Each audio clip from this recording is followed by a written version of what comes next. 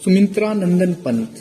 सुमित्रा नंदन पंत का जन्म 20 मई 1900 को हुआ था। हिंदी साहित्य में छायावादी युग के 4 प्रमुख स्तंभों में से एक थे। इस युग को जयशंकर प्रसाद, महादेवी वर्मा, सूर्यकांत त्रिपाठी निराला और राम कुमार वर्मा जैसे कवियों का युग कहा जाता है। जीवन परिचय। सुमित्रा नंदन पंत का जन्म अल्मोड़ा जिले में के कोसानी में 20 मई 1900 को हुआ था।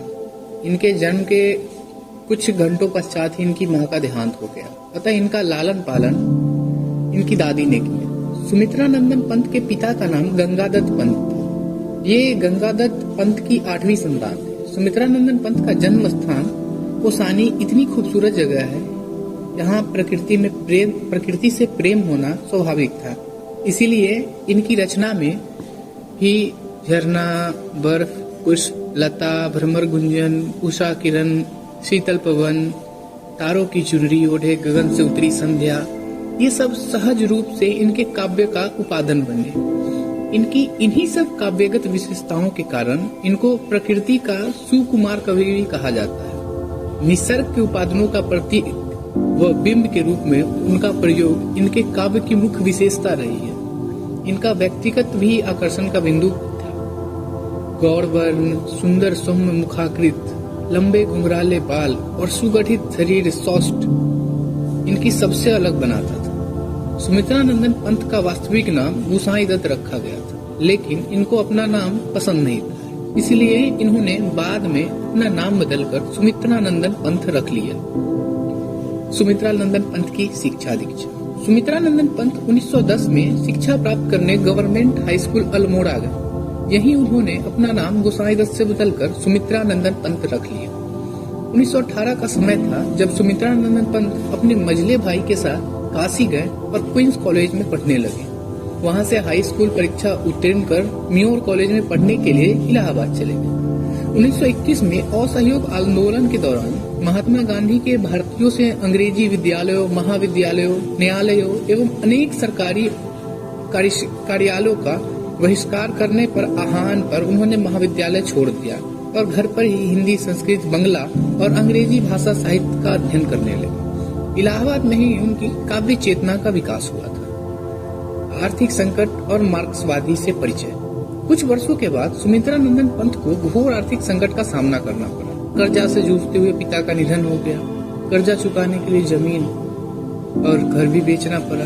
इन्हीं परिस्थितियों में वह मार्क्सवाद की ओर उन्मुख हुए। उत्तरोत्तर जीवन। सुमित्रा नंदन पंत जी 1931 में कुंवर सुरेश सिंह के साथ कलामकार प्रतापगढ़ चले गए और अनेक वर्षों तक वहीं रहे। 1938 में इन्होंने प्रगतिशील मासिक पत्रिका रूपाब का संपादन किया। श्री अरविंद आश्रम की यात्रा से इनमें आध्यात्मिक चेतना का विकास हुआ और इन्होंने आजीवन अविवाहित रहने का निश्चय किया।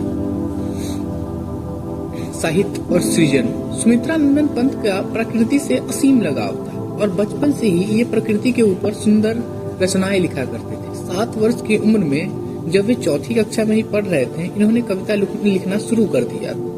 1918 के आसपास तक ये हिंदी के नवीन धारा के प्रवर्तक कवि के रूप में पहचाने जाने लगे। इस दौरान इनकी कविताएं वीणा में संकलित और 1926 में इनका प्रसिद्ध काव्य संकलन पल्लव प्रकाशित हुआ। कुछ समय पश्चात ये अपने भाई देवी दत्त के साथ अल्मोड़ा आ गए। इस दौरान ये मार्क्स व फ्राइड की विचारधारा में प्रभाव में आ गए। 1938 में इन्होंने रूपाब नामक प्रगतिशील मासिक पत्र निकाला।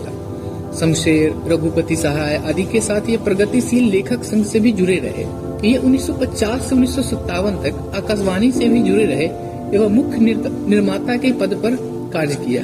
इनकी विचारधारा योगी अरविंद से प्रभावित भी हुई, जो बाद की उनकी रचनाएं स्वर्णीकरण, स्वर्णधुली में देखी जा सकती है। वीणा तथा पल्लव में संकलित उनके छोटे गीत विराट व्यापक सौंदर्य तथा पवित्रता से साक्षात्कार कराते हैं।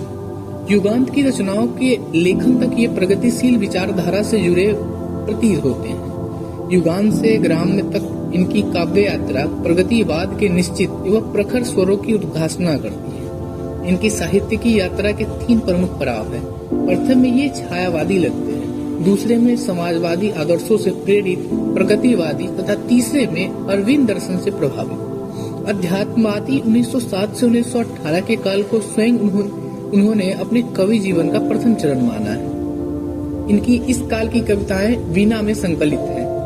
सन 1922 में उच्छ्वास और 1926 में पल्लव का प्रकाशन। सुमित्रानंदन पंत जी के कुछ अन्य काव्य और कृतियां ये हैं: ग्रांथि गुंजन, ग्राम्य, युगांत, स्वर्णीकरण, स्वर्णधुली, कला और बूढ़ा चांद लोकायतन, चितंबरा, सत्यकाम आदि। उनके जीवन काल में उनकी 28 पुस्तकें प्रकाशित हुई, जिनमें कविताएं, पद नाटक, निबंध शामिल है। पंत अपने विस्तृत वाङ्मय में एक विचारक, दार्शनिक, मानवतावादी के रूप में सामने आते हैं, किंतु उनकी सबसे कलात्मक कविताएं पल्लव में संग्रहित हैं, जो 1918 से 1925 तक लिखी। 32 कविताओं का संग्रह है। इस संग्रह में उनकी प्रसिद्ध कविता परिवर्तन सम्मिलित। तारापथ उनकी प्रतिनिधि कविताओं का संकलन है। उन्होंने ज्योत्सना नामक एक रूपक की रचना भी की, जिन्होंने मधुज्वाल नाम से उमर कख्याम की रुबाइयों की हिंदी अनुवाद का संग्रह निकाला और डॉक्टर हरिवंश राय बच्चन के साथ संयुक्त रूप से खादी के फूल नामक कविता संग्रह प्रकाशित करवाया। अद्भुत रचनाओं का संग्रह: मधुज्वाल उमर खैम की रुबाइयों, उमर खयाम की रुबाइयों, फारसी से हिंदी में अनुवाद। अन्य कविताओं के साथ संयुक्त संग्रह: खादी के फूल, हरिवंश राय बच्चन के साथ पुरस्कार और सम्मान। चितंबरा के लिए भारतीय ज्ञानपीठ लोकायतन के लिए सोवियत नेहरू शांति पुरस्कार और हिंदी साहित्य की इस अनवरत सेवा के लिए उन्हें पद्म भूषण से संबलित किया गया। सुमित्रानंदन पंत के नाम पर कौसानी में उनके पुराने घर को, जिसमें वो बचपन में रहा करते थे, सुमित्रानंदन पंत वीतिका से एक संग्रहालय के रूप में परिवर्तित कर दिया गया है। इनमें उनके व्यक्तिगत प्रयोग की वस्तुएं जैसे कपड़ों, कविताओं की मूल पांडुलिपियां, छाया चित्रों, पत्रों और पुरस्कारों को प्रदर्शित किया है।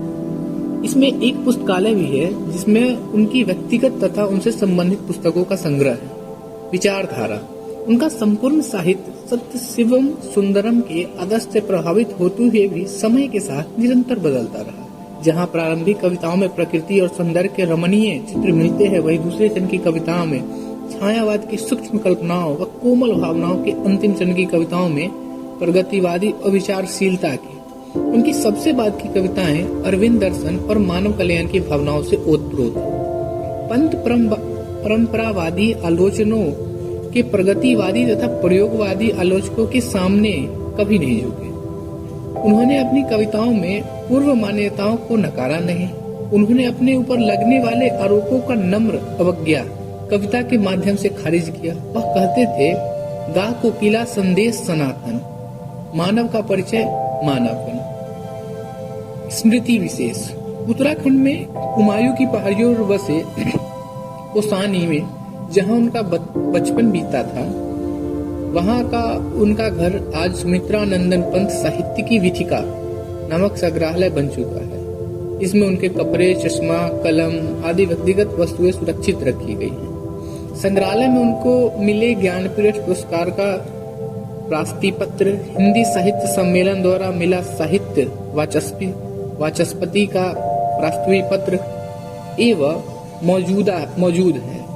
साथ ही उनकी रचनाएं लोकायतन, आस्था आदि कविता संग्रह की पांडुलिपियां भी सुरक्षित रखी है। कलांकार के कुंवर सुरेश सिंह और हरिवंश राय बच्चन से किए गए उनके पत्र व्यवहार की प्रतिलिपियां भी वहां मौजूद है। संग्रहालय में उनकी स्मृति में प्रत्येक वर्ष पंत व्याख्यान माला का आयोजन होता है। यहाँ से सुमित्रानंदन पंत व्यक्तिगत और कृतव्य नामक पुस्तकें भी प्रकाशित की गई। उनके नाम पर इलाहाबाद शहर में स्थित हाथी पार्क को सुमित्रानंदन पंत बाल उद्यान कर दिया गया।